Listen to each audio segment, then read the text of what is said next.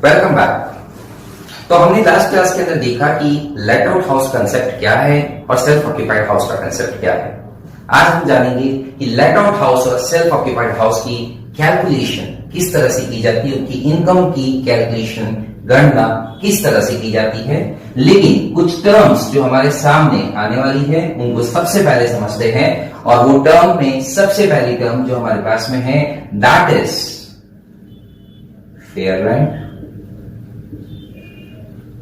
The second one will be municipal rent, and the third one standard rent.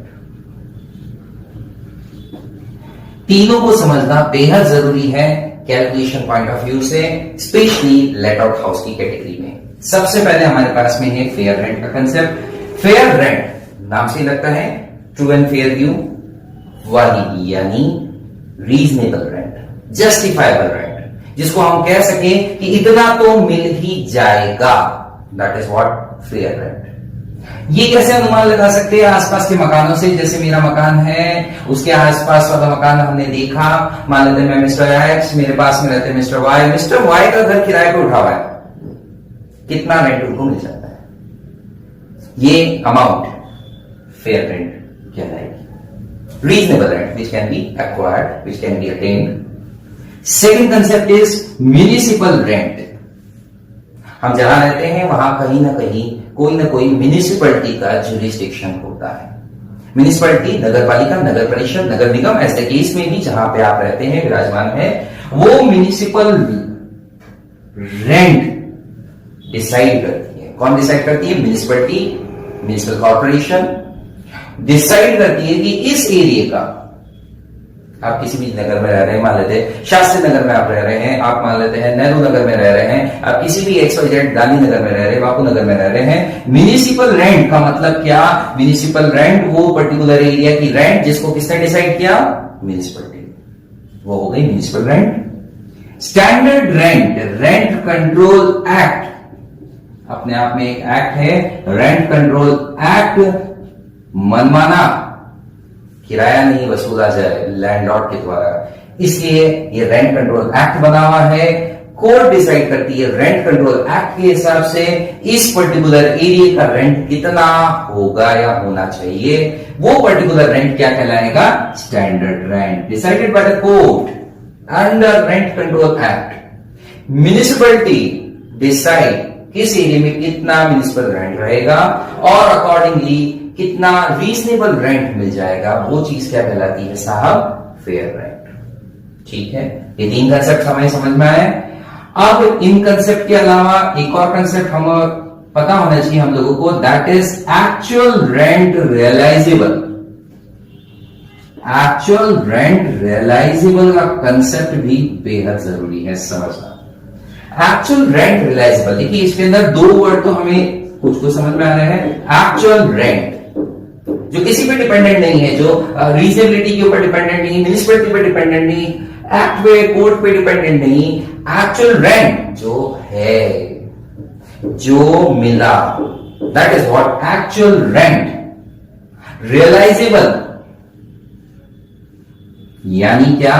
जो प्राप्त होना चाहिए, प्राप्त होना चाहिए, इसके ऊपर गौर कीजिएगा, प्राप्त होना चाहिए।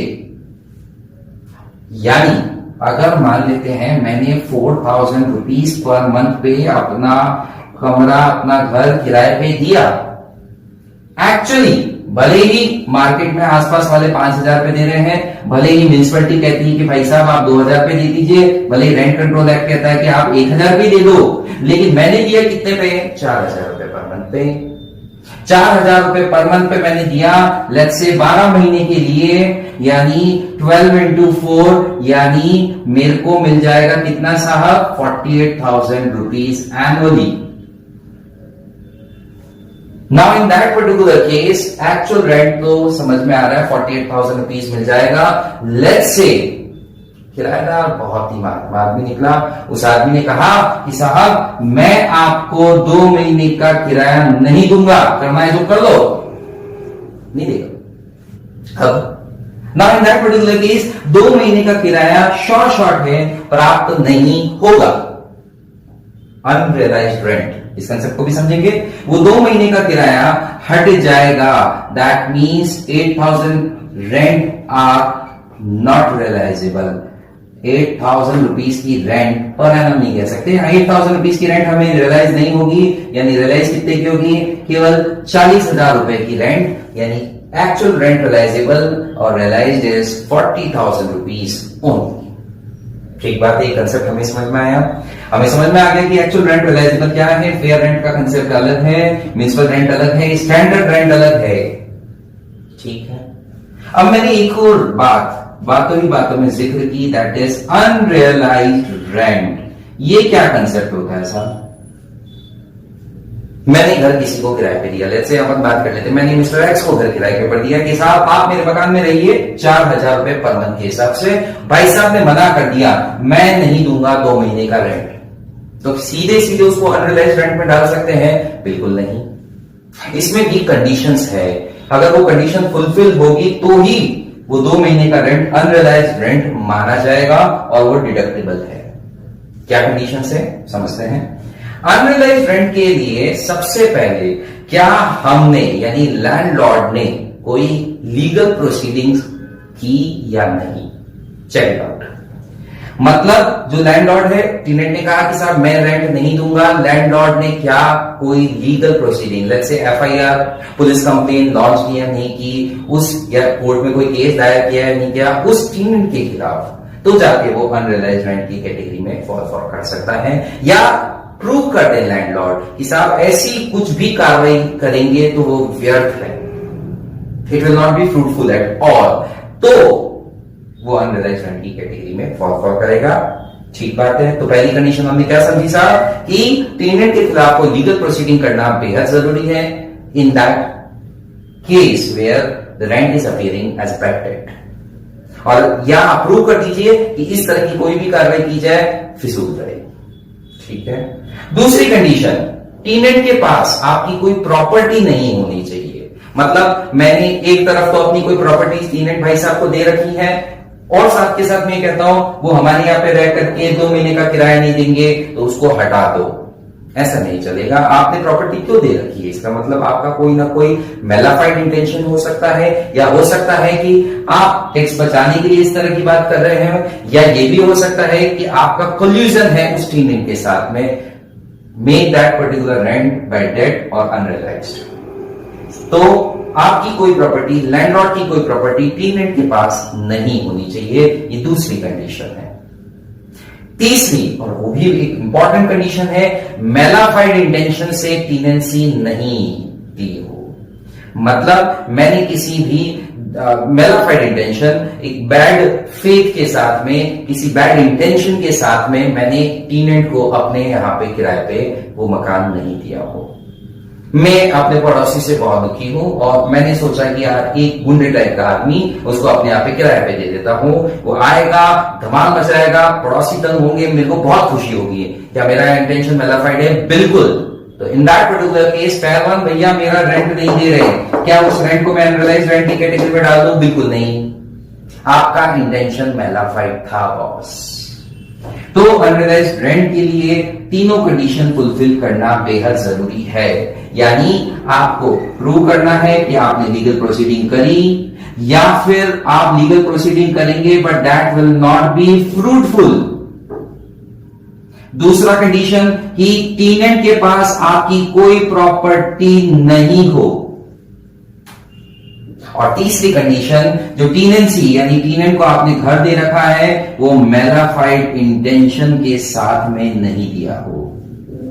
अगर ऐसा मेलाफाइड इंटेंशन है तो वो अनरियलाइज्ड रेंट की कैटेगरी में फॉर नहीं होगी। जो बैड रेंट है,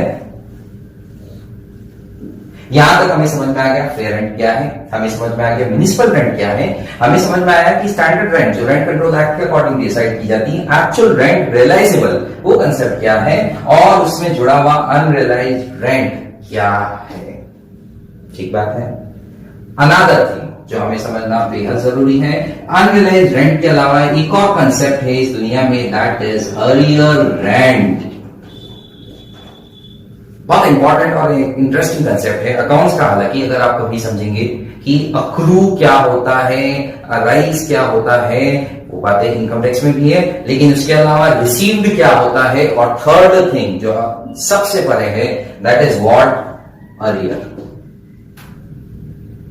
मान लेते हैं मैं एक जगह पे किराए पे रहता हूं और हमारे पर्टिकुलर मकान मालिक को लगता है कि यार ये रेंट बहुत कम दिया जा रहा है, हम दोनों जो है कोर्ट केस में उलझे हुए हैं, और कोर्ट डिसाइड करती है कि श्रीमान टीनेंट महोदय 2 साल पहले से आपका रेंट जो कि 4,000 रुपया पर मंथ हुआ करता था, 2 साल पहले से आप उस रेंट को बढ़ा के 5,000 कीजिए और 1,000 रुपीज पर मंथ का जो बकाया रेंट है वो प्रोवाइड कीजिए। किसको प्रोवाइड कीजिए साहब? लैंडलॉर्ड को। बेटा obviously now in that particular case वो 1,000 रुपए पर मंथ के हिसाब से 2 साल का रेंट 24,000 रुपीज, वो रेंट क्या बनेगा? वो रेंट बनेगा एरियर रेंट, और वो रेंट एडअप किया दिया जाएगा एक्चुअल रेंट, और ये पर्टिकुलर कैलकुलेशन जो हम लोग करेंगे समझेंगे उसके अंदर।